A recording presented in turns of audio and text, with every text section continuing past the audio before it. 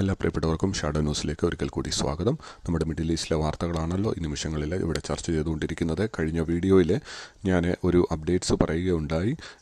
Syrian president ആസദിൻ്റെ സഹോദരൻ മാഹർ കൊല്ലപ്പെട്ടിരിക്കുന്നു എന്നുള്ള സ്ഥിരീകരിക്കാത്ത ഒരു റിപ്പോർട്ട് ഞാൻ നിങ്ങളോടൊപ്പം പങ്കുവെക്കുകയുണ്ടായി. എന്നാൽ അതിൻ്റെ സ്ഥിരീകരണം ഇപ്പോൾ എത്തിയിരിക്കുകയാണ്. ഇസ്രയേലിൻ്റെ വ്യോമാക്രമണത്തിൽ സിറിയയുടെ പ്രസിഡന്റ് ആസദിൻ്റെ സഹോദരൻ മാഹർ കൊല്ലപ്പെട്ടിരിക്കുകയാണ്. അദ്ദേഹത്തോടൊപ്പം ഇറാൻ്റെ റെവല്യൂഷണറി ഗാർഡിൽ നിന്നുള്ള ചില അംഗങ്ങളും അദ്ദേഹത്തോടൊപ്പം കൊല്ലപ്പെട്ടിരിക്കുകയാണ്.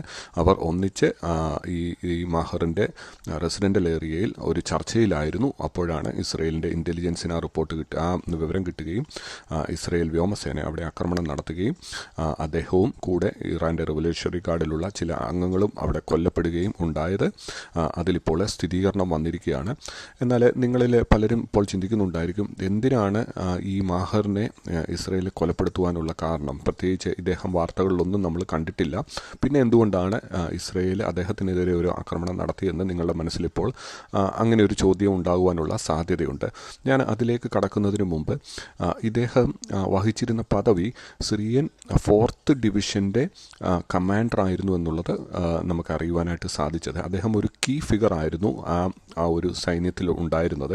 അതുപോലെ അനേകം റോളുകൾ ഇദ്ദേഹം ആ സൈന്യത്തിൽ വഹിച്ചിരുന്നു. പ്രത്യേകിച്ച് ഇറാനുമായിട്ടുള്ള ആയുധക്കടത്തിൽ ഇദ്ദേഹമായിരുന്നു അതിൻ്റെ ചെയിൻ സപ്ലൈ അല്ലെങ്കിൽ സപ്ലൈ ചെയിനിൻ്റെ കീ ഫാക്ടറായിട്ട് പ്രവർത്തിച്ചിരുന്നത് ഇദ്ദേഹമായിരുന്നു എന്നാണ് നമുക്ക് മനസ്സിലാക്കുവാനായിട്ട് സാധിച്ചത്. നമുക്കറിയാം, ഈ ഹിസ്ബുള്ളയ്ക്കും ഹമാസിനും സിറിയയിലും അതുപോലെ ഇറാഖിലും ഉള്ളതായിട്ടുള്ള എല്ലാ തീവ്രവാദികൾക്കും ആയുധങ്ങൾ എത്തിക്കുന്നത് ഇറാനിൽ നിന്നാണെന്ന് നമ്മൾ മനസ്സിലാക്കേണ്ടതായിട്ടുണ്ട്.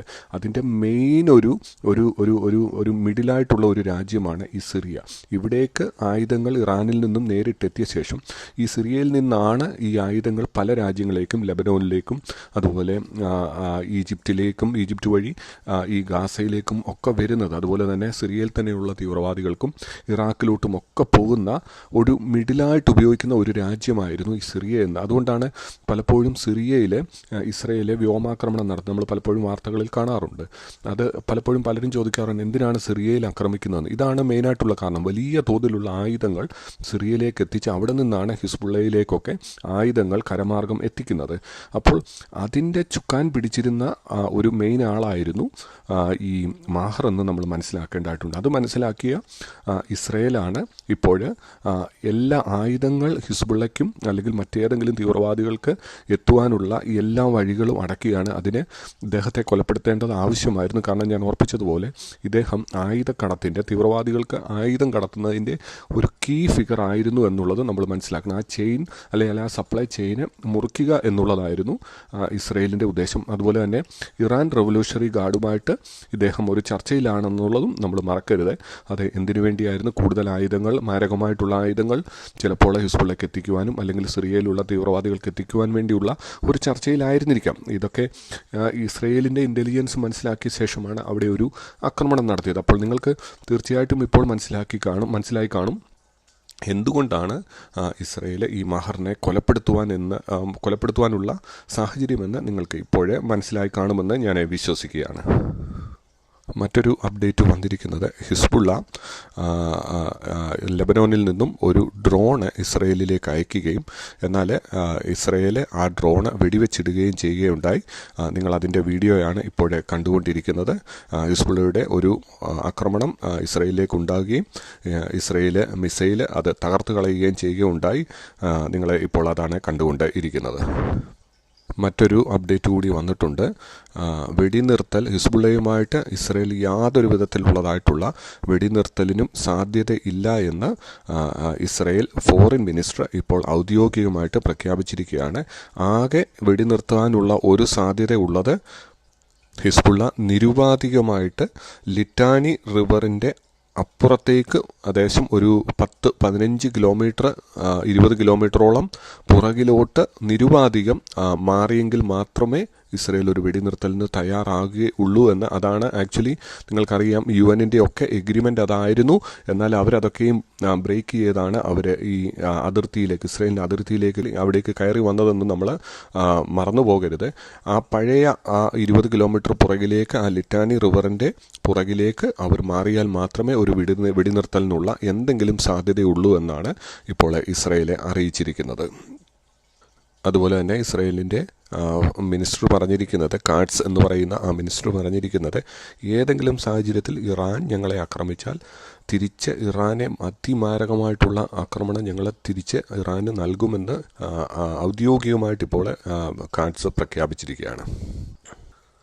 IDF ഇപ്പോൾ ഔദ്യോഗികമായിട്ട് പ്രഖ്യാപിച്ചിരിക്കുന്നത് ഈ ആഴ്ച തന്നെ ലെബനോനിലേക്ക് ഒരു കരയുദ്ധം ഉണ്ടായിരിക്കുമെന്നുള്ള, അല്ലെങ്കിൽ കരസേന അവിടേക്ക് പ്രവേശിക്കുവാൻ പോകുന്നു എന്നുള്ള ഒരു ഔദ്യോഗികമായിട്ടുള്ള ഒരു റിപ്പോർട്ടാണ് ഇപ്പോൾ ഇസ്രയേലിൽ നിന്നും പുറത്ത് വന്നുകൊണ്ടിരിക്കുന്നത്.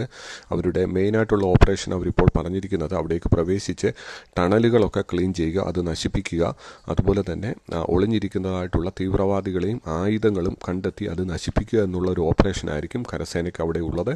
ഈ ആഴ്ച ഏർലി ദിസ് വീക്കിലാണ് അവിടേക്ക് പ്രവേശിക്കുമെന്ന് പറയുന്നത്. അങ്ങനെയെങ്കിൽ വരും ദിവസങ്ങളിൽ ഇന്നോ അല്ലെങ്കിൽ നാളെയോ അടുത്ത ദിവസങ്ങളിലോ അവിടേക്ക് ഒരു കരസേനയുടെ ഒരു പ്രവേശനം അവിടേക്ക് ഉണ്ടായിരിക്കുമെന്ന് നമുക്ക് മനസ്സിലാക്കുവാനായിട്ട് സാധിക്കുന്നത്.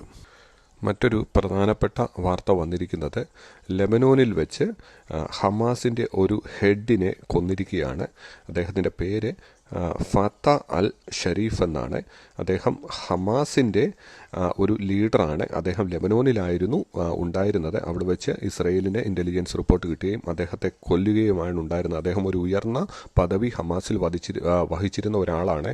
അതുപോലെ തന്നെ അതിലും ഏറ്റവും രസകരമായിട്ടുള്ള കാര്യം, അദ്ദേഹം ഹെഡ് ഓഫ് ദ ഉൺറ ടീച്ചേഴ്സ് യൂണിയൻ്റെ ആൾ കൂടിയായിരുന്നു. അതായത് UN-ൻ്റെ ഒരു സംഘടനയായിരിക്കുന്ന ഉംറയുടെ ടീച്ചേഴ്സ് യൂണിയൻ്റെ ഹെഡായിരുന്നു എന്നുള്ളത് നമ്മൾ മനസ്സിലാക്കേണ്ടതായിട്ടുണ്ട്. പലപ്പോഴും ഇസ്രയേൽ പറയാറുണ്ടായിരുന്നു, ഈ UN-ൻ്റെ സംഘടനയായിരിക്കുന്ന ഉംറോയിൽ വർക്ക് ചെയ്യുന്ന പലരും ഹമാസിൻ്റെ തീവ്രവാദികളെന്ന് പലപ്പോഴും പറയാറുള്ളപ്പോഴും ലോകം അതിനെ പലപ്പോഴും എതിർക്കുകയാണ് ചെയ്തിരുന്നത്. ഇസ്രയേൽ കള്ളം പറയുന്നു എന്നുള്ളത് ഇപ്പോൾ വളരെ വ്യക്തമായിട്ട് വീണ്ടും തെളിയിച്ചിരിക്കുകയാണ്. ഇസ്രയേൽ ഉംറയിൽ വർക്ക് ചെയ്യുന്ന പലരും തീവ്രവാദികളാണ്, ഹമാസിനും ഹിസ്ബുള്ളയുടെയും സപ്പോർട്ട് ചെയ്യുന്ന പല തീവ്രവാദികളുമാണെന്നുള്ളത് വീണ്ടും ഇസ്രയേൽ തെളിവ് സഹിതം പുറത്ത് വിട്ടിരിക്കുകയാണ്. അദ്ദേഹത്തെ അവിടെ വെച്ചുള്ള ആക്രമണത്തിൽ ഇസ്രയേൽ സൈന്യം കൊലപ്പെടുത്തിയിരിക്കുകയാണ്. അവിടെ അദ്ദേഹം തീവ്രവാദ പ്രവർത്തനങ്ങൾക്ക് വേണ്ടി ഹിസ്ബുള്ളയുമായി ചേർന്ന് തീവ്രവാദ പ്രവർത്തനങ്ങൾ ഗാസയിലേക്ക് കൂടുതൽ വ്യാപിപ്പിക്കുന്നതിന് വേണ്ടിയൊക്കെയാണ് അദ്ദേഹം അവിടെ ഉണ്ടായിരുന്നത്. അപ്പോൾ ഇങ്ങനെയുള്ള പദവികൾ, UN-ൻ്റെ പദവികളും വഹിക്കുന്നതായിട്ടുള്ള പലരും ഹമാസിൻ്റെ തീവ്രവാദികളാണ് എന്നുള്ളത് നമ്മൾ മനസ്സിലാക്കണം. അതുപോലെ തന്നെ ഈ അൽ ജസീറയുടെ പേരിൽ പല റിപ്പോർട്ടർമാരും ഈ ഗാസയിലൊക്കെ ഉള്ളത് ഇതുതന്നെയാണ് അവിടെയും നടക്കുന്നത്. പലരും ഹമാസിൻ്റെ ആളുകളാണ്, ഹമാസിനെ സപ്പോർട്ട് ചെയ്യുന്നതായിട്ടുള്ള പല ആളുകളുമാണെന്ന് നമുക്ക് പല തെളിവുകളിൽ നിന്ന് നമുക്ക് മനസ്സിലാക്കുവാനായിട്ട് സാധിക്കുന്നുണ്ട്. അപ്പോൾ പലപ്പോഴും നമ്മുടെ വാർത്തകളും നമ്മുടെ ചാനലുകളും ഒക്കെ പല വാർത്തകളും ഇടുമ്പോഴും നമ്മളൊരു കാര്യം ഓർക്കേണ്ടതായിട്ടുണ്ട്. ഇതൊന്നുമല്ല സത്യം. ഞാൻ പലപ്പോഴും എൻ്റെ വീഡിയോയിൽ പറഞ്ഞിട്ടുണ്ട്, എൻ്റെ ഈ ചാനലിൻ്റെ ഒരു ഉദ്ദേശവും അതുതന്നെയാണ്. യഥാർത്ഥമായിട്ടുള്ള വാർത്തകൾ നിങ്ങളുടെ മുൻപിലേക്ക് എത്തിക്കുക. നമ്മളുടെ ചാനലുകളൊക്കെ പല അജണ്ടകളുമാണ് നടപ്പാക്കുന്നത്. ലോകത്തുള്ള പല ചാനലുകളും അങ്ങനെയുള്ള അജണ്ടകളാണ് നടപ്പാക്കിക്കൊണ്ടിരിക്കുന്നത്. എന്നാൽ നമ്മൾ ഉദ്ദേശിക്കുന്നത് യഥാർത്ഥമായിട്ട് യാതൊരു എക്സാജറേഷനും ഇല്ലാതെ എന്താണോ നടക്കുന്നത് അത് നിങ്ങളുടെ മുൻപിലേക്ക് എത്തിക്കുക എന്നുള്ളതാണ്. നിങ്ങൾക്ക് ഈ വീഡിയോകൾ ഇഷ്ടപ്പെടുന്നുവെങ്കിൽ തീർച്ചയായിട്ടും നിങ്ങളുടെ സപ്പോർട്ടും അതുപോലെ കമൻറ്റ് ബോക്സിലേക്ക് കടന്നു വന്ന് നിങ്ങളുടെ കമൻറ്റുകളും രേഖപ്പെടുത്തണമേ എന്ന് പ്രത്യേകം ഓർപ്പിക്കുന്നു. കൂടുതൽ വാർത്തകളുമായിട്ട് ഇനിയും കാണും വരെ എല്ലാ പ്രിയപ്പെട്ടവർക്കും എൻ്റെ നമസ്കാരം.